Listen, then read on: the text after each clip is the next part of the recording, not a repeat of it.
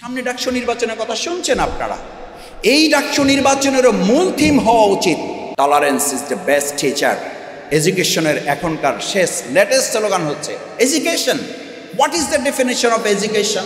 Education, শিক্ষা হচ্ছে is more tolerance, more tolerance. Tolerance, what is the definition of tolerance? Tolerance means is the best teacher. এটা হচ্ছে সবচেয়ে বড় শিক্ষক। যে যত বেশি সহনশীল পৃথিবীতে সে সবচেয়ে বড় নেতা। আর আমাদের হচ্ছে যত বেশি অস্থির সে হচ্ছে আমাদের সবচেয়ে বড় নেতা, সে হচ্ছে আমাদের বড় দায়িত্বশীল। যে যত গরম হতে পারে, যে যত বড় অস্থির হতে পারে, যে যত কাঁপিয়ে তুলতে পারে, সে হচ্ছে আমাদের নেতা। আর আমাদের শিক্ষা বলছে আমাদের tolerance is the best teacher. সবচেয়ে বড় শিক্ষক, সবচেয়ে বড় নেতা, সবচেয়ে বড় গার্ডিয়ান যে যত সহ্য করতে পারে। আমি বিশ্বাস করি ইসলামী ছাত্র শিবির সহ্য ক্ষমতায় সকলকে ছাড়িয়ে গিয়ে শুধু ঢাকা বিশ্ববিদ্যালয়ে না, শহীদ আব্দুল মালেকের রেখে যাওয়া সেই সুন্দর স্বপ্ন বিনির্মাণে বাংলাদেশকেও তৈরি করবে। যাদের কাছে এটা গুরুত্বপূর্ণ তারা কখনো অন্য একজন ছাত্র, অন্য একজন ভাইকে অন্যায়ভাবে আঘাত করতে পছন্দ করে না। তারা তাদের ভাইকে নিয়ে নিজের পরিবারটাকে যেমন সাজায়, বিশ্ববিদ্যালয়টাকে সেভাবে সাজায়। Hour ignorance brings us nearer to death. এটা আমাদেরকে মৃত্যুর দিকে ধাবিত করছে। আপনি ভাবছেন মানুষ মরে গেলেই মরে যায়? মানুষ জীবিত থেকে মৃত থাকে। ওই মৃত যে মানুষ যার কোনো বিবেক থাকে না, কোরআন তাকে বলছে উলাইকা কাল আনআম বাল হুম আদাল। ও পশুর চেয়েও নিকৃষ্ট। সেকে এই পশুর চেয়ে নিকৃষ্ট মানুষকে আমরা এখন দেখছি না। পাথর দিয়ে মানুষ হত্যা করা হয়, পাথর সরিয়ে একটা মানুষের বাসযোগ্য পৃথিবীকে মরুভূমি বানিয়ে আমাদেরকে মৃত্যুর দিকে ধাবিত করা হয়। This is knowledge, our brings us nearer to ignorance. আমাদের তথাকথিত একজন প্রধানমন্ত্রী ছিলেন, তার পিয়ন 400 কোটি টাকার মালিক হয়ে গেছে। সেই দেশে পড়াশোনার কি দরকার? কেন ডিগ্রি নিতে হবে? কেন শিক্ষক হতে আসবে? কেন শিক্ষার এত মূল্যায়ন হবে? আমাদের শিক্ষা সংস্কার কমিশন একটা হয়েছে, 2 মাস ধরে যে আলোচনা রাজনীতিবিদদের মধ্যে হয়েছে। লালকালি থেকে আমরা কোনো পত্রিকায় দেখেছি যে শিক্ষা সংস্কারের জন্য এই নীতিমালা বাস্তবায়নই হবে আমাদের অন্য সকল সংস্কারের মূল কেন্দ্রবিন্দু।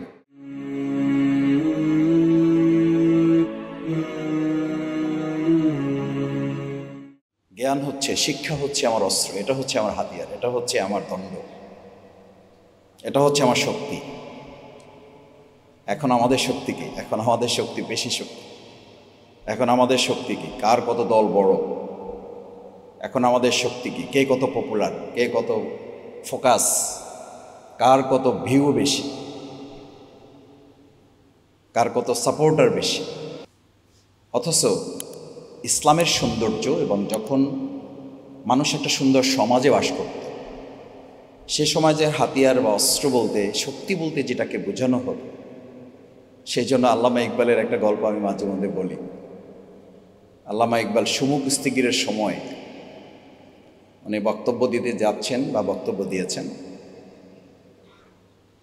তো সুমুকুস্তিগিরের সাথে তার গল্পের কথা বলা আছে।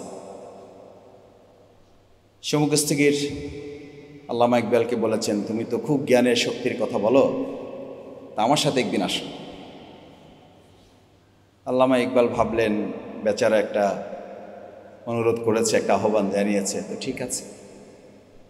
বলছে তোমার সাথে যাব, তো আমার সাথে একদিন আগে তুমি একটু আসো, আমি তোমাকে একটা প্রোগ্রামের দাওয়াত দেব।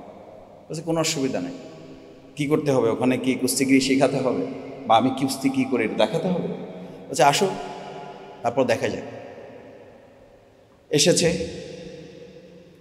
বক্তব্য দিয়েছে। আল্লামা ইকবাল বক্তব্য দিয়ে যাওয়ার সময় কৌশলে বলেছেন, আজকের প্রোগ্রামের প্রধান অতিথি আপনারা ইতিমধ্যে লক্ষ্য করেছেন, স্বাস্থ্যের দিক বিবেচনায়, শরীরের দিক বিবেচনায়, সক্ষমতার বিবেচনায় স্বাভাবিকভাবেই স্টেজে যারা বসে আছেন তাদের চেহারার দিকে তাকালে যাকে আপনাদের প্রধান অতিথি মনে হয় তিনি এখন কথা বলবেন, তিনি আমাদের প্রিয় সুমুকুস্তিগির। বেচারা কোনোভাবে এখানে এসেছে, 2-4 মিনিট কথা বলতে বলতে ডায়াস সহ নিজে কাঁপতেছে, এবং মাথা থেকে শুরু করে পা পর্যন্ত ঘামে ভিজে গেছে।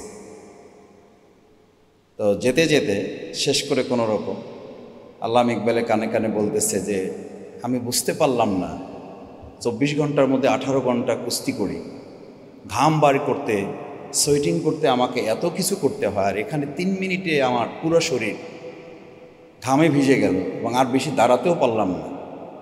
এটা শক্তিটা কি? আল্লামা ইকবাল তখন এসে আবার দাঁড়িয়ে তাদের সামনে বললেন, আমি এই মেসেজটা আপনাদেরকে দিতে চেয়েছি, যেটা সুমু কুস্তিগির আমার কানে কানে বলেছে, সে কথাটা এখন আমি আপনাদের সামনে বলছি।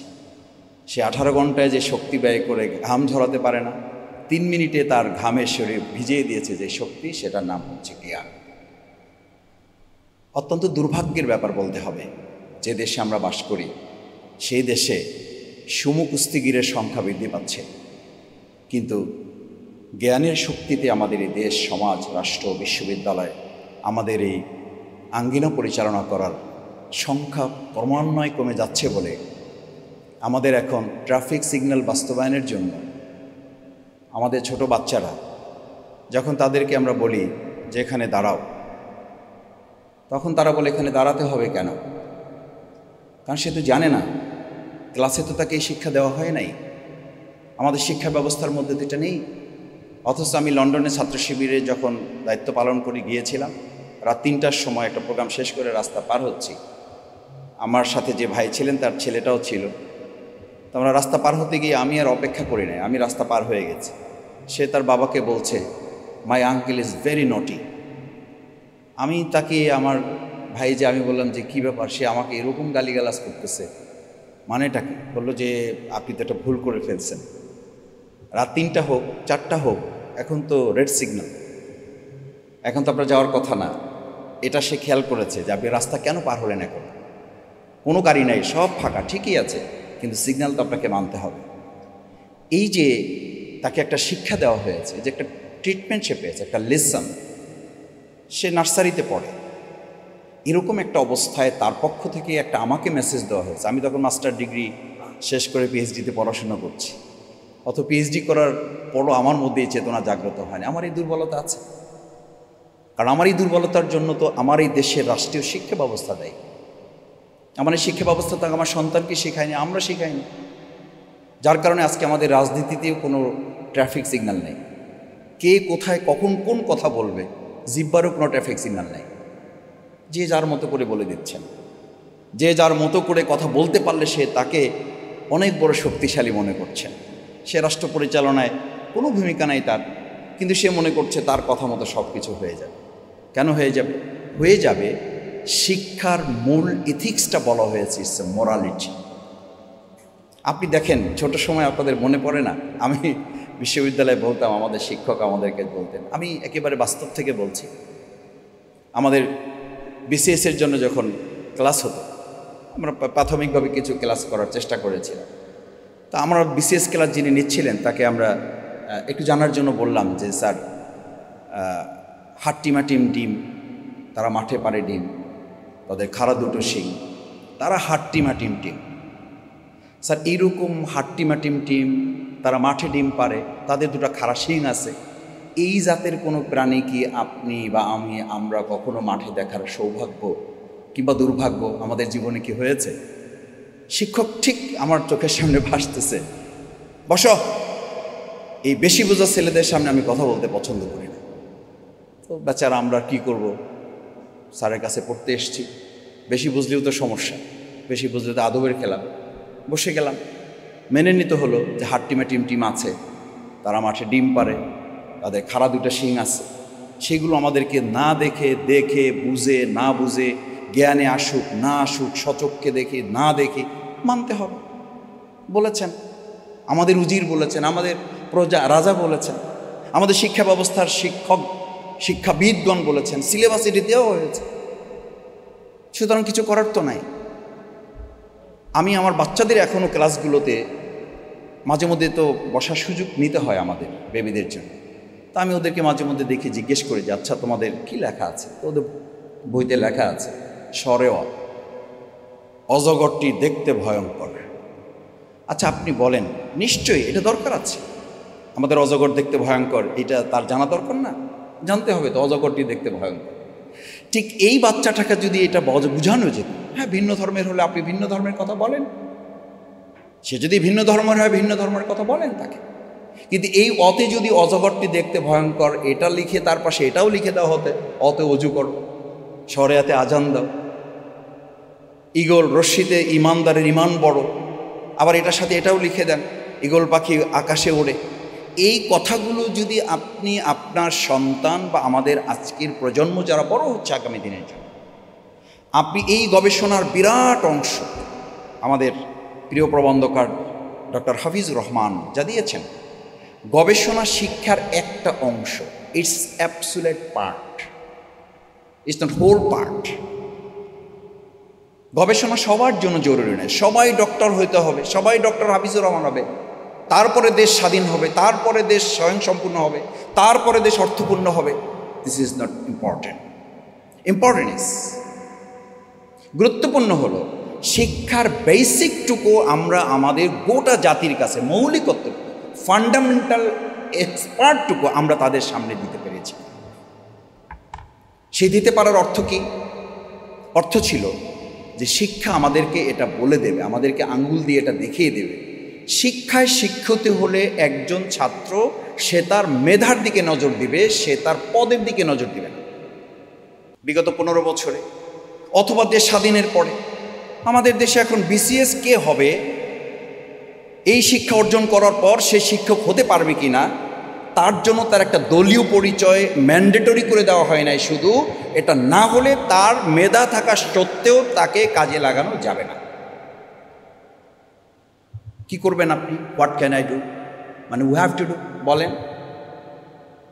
আমি খুব দুর্ভাগ্যের সাথে একটা কথা বলি, জুলাই আকাঙ্ক্ষার কথা বলা হয়েছে না, এই পয়েন্টটা এখানে হয়তো তোলার মতো বিষয় না, কিন্তু আলোচনা করার মতো বিষয়।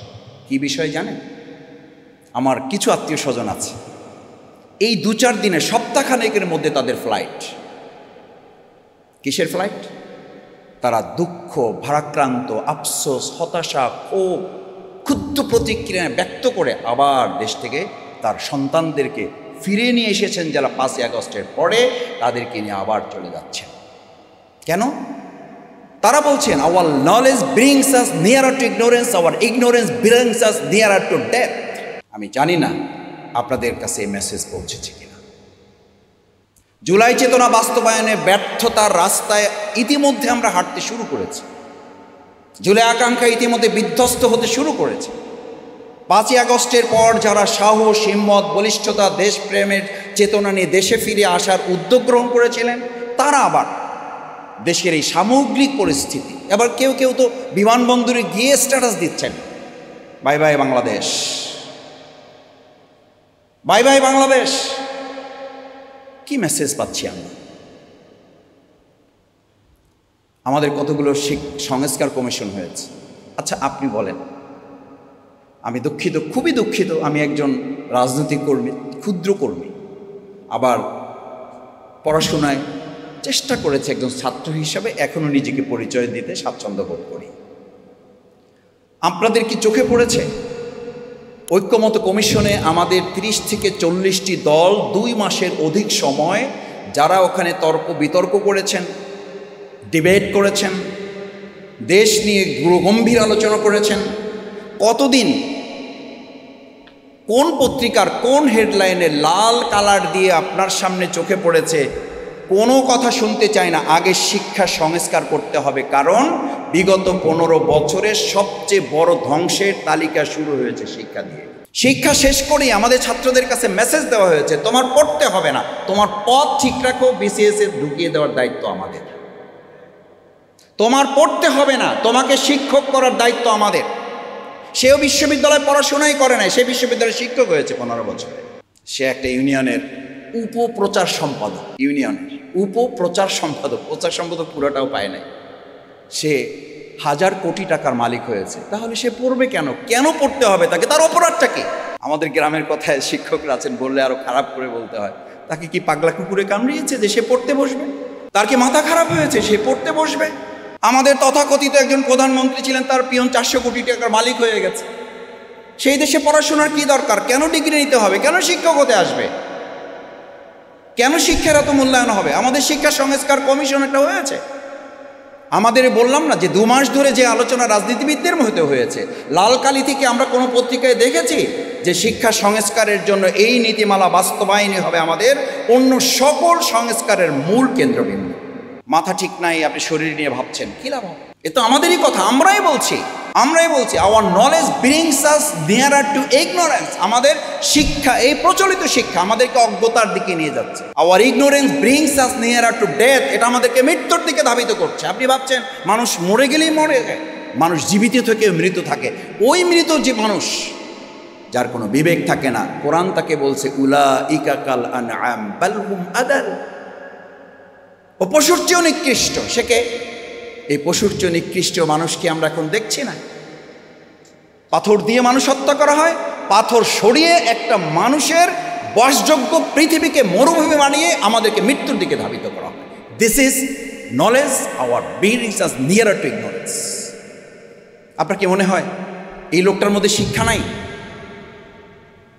শিক্ষা আছে। কি নেই? যা নেই সেই কথাটুকু বলে শেষ করতে চাই। কি নেই জানেন? আমাদের তো শিক্ষার অগ্রগতি হচ্ছে, উন্নতি হচ্ছে, শিক্ষার দিকে আমরা প্রচণ্ড গতিতে আগাচ্ছি, কিন্তু ওই রকম আগাচ্ছি চিংড়ি মাছের মতো। ওই যে চিংড়ি মাছের পচন কোথায়? চিংড়ি মাছের পচন তো পায় না, চিংড়ি মাছের পচন তো হাতে না, চিংড়ি মাছের পচন তো পেটে না, চিংড়ি মাছের পচন তো হলো যাহা থাকে নিচে তাহা থাকে মাথায়। সঙ্গত কারণে চিংড়ি মাছ খুব লাভ দেয়। আমাদের ছোট সময় মনে পড়ে, আপনাদেরও মনে পড়ার কথা, চিংড়ি মাছ ধরতে গিয়ে মাঝারি সাইজের বা বড় সাইজের চিংড়ি মাছ ধরতে গিয়ে আপনি খেয়াল করবেন, চিংড়ি মাছের ধরতে হলে আপনাকে সামনে হাত দিতে হয় না, হাত একটা পিছনে আর একটা উপরে রাখতে হয়। কারণ সে লাভ দেয়, বাট যায় কোথায়? যায় পিছনে। আমাদের পচন মাথায় হওয়ার কারণে সেই পচনটা কি? সেই পচনটা কি? Career and character. Career and character দুটো ওতপ্রোতভাবে জড়িত না, দুটোর পরিপূরক, একটা ছাড়া আর একটা অচল। ক্যারিয়ার অ্যান্ড ক্যারেক্টার, আমাদের ক্যারিয়ারে যতটা নজর আছে, আমাদের ক্যারেক্টার সেই নজর নাই। এবং নজর দেওয়াটাকে আমরা আবার ধর্মান্ধতার মধ্যে নিজেকে ফেলে দিচ্ছি। এই যে এই জায়গায় দাঁড়িয়ে কথা হচ্ছে, শহীদ আব্দুল মালেক এই কথাটাই তো বলতে চেয়েছিলেন 1969 সালের 12 তারিখে একই কথা, শুধু এই কথাটুকু বলেছিলেন, সম্মানিত শিক্ষক, ছাত্র, শিক্ষার্থী ভাই বোনেরা, প্লিজ প্লিজ তোমরা আসো, তোমাদের জ্ঞান দরকার, কিন্তু তার সাথে ক্যারিয়ার অ্যান্ড ক্যারেক্টার।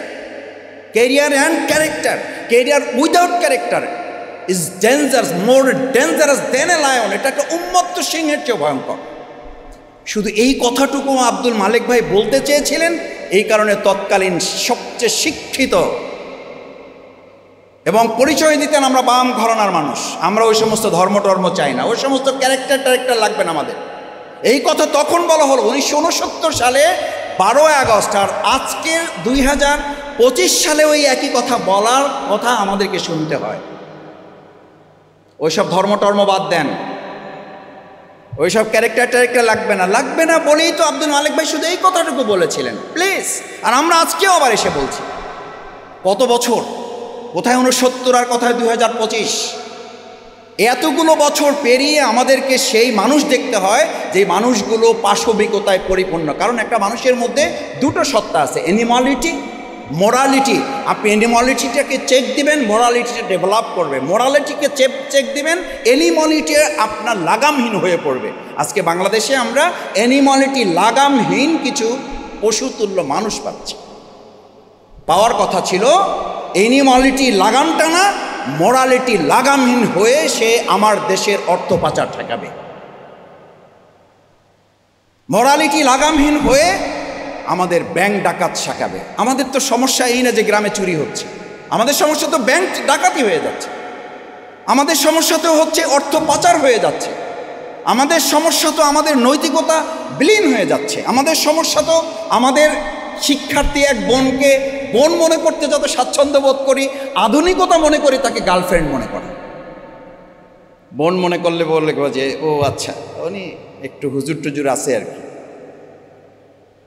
মাদ্রাসা পড়ে আসছে তো ওই কারণে একটু চিন্তা দৃষ্টিভঙ্গি একটু ধোঁয়াশে আছে আর কি, ক্লিয়ার হয়ে যাবে, ঠিক হয়ে যাবে, কিছুদিন চললে আস্তে আস্তে ঠিক হয়ে যাবে।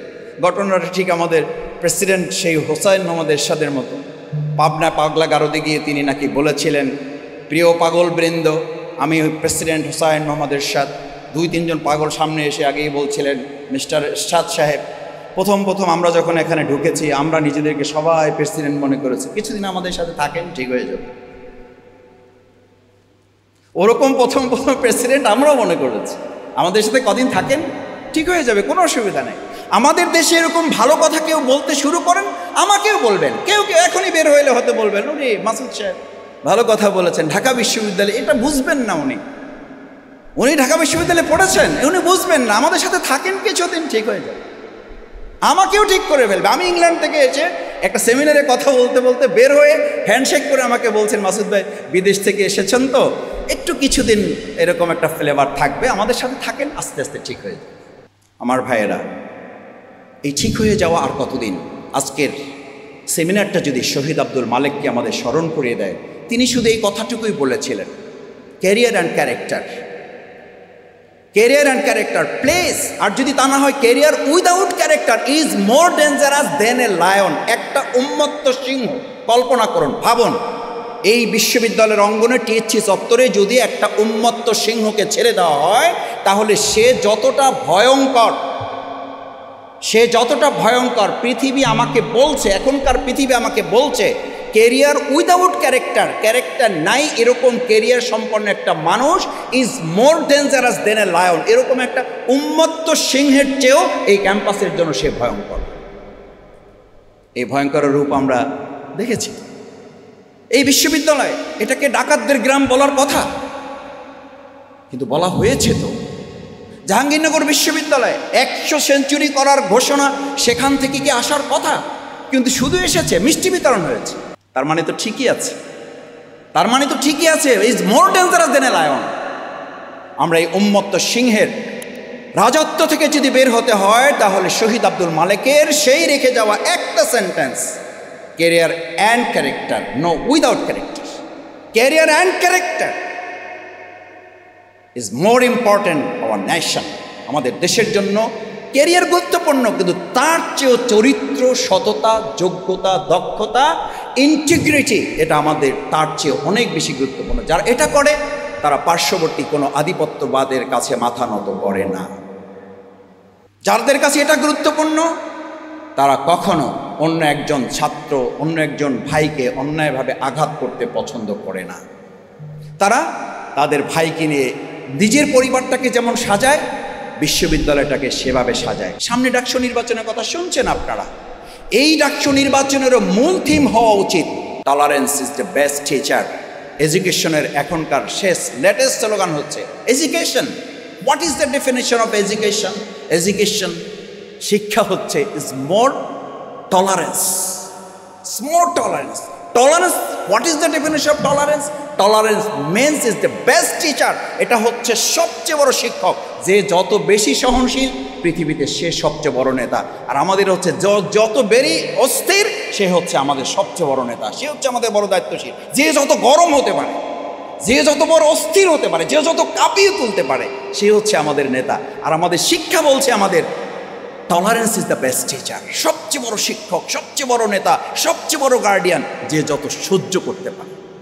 আমি বিশ্বাস করি ইসলামী ছাত্র শিবির সহ্য ক্ষমতায় সকলকে ছাড়িয়ে গিয়ে শুধু ঢাকা বিশ্ববিদ্যালয়ে না, শহীদ আব্দুল মালেকের রেখে যাওয়া সেই সুন্দর স্বপ্ন বিনির্মাণে বাংলাদেশকেও তৈরি করবে ইনশাআল্লাহ।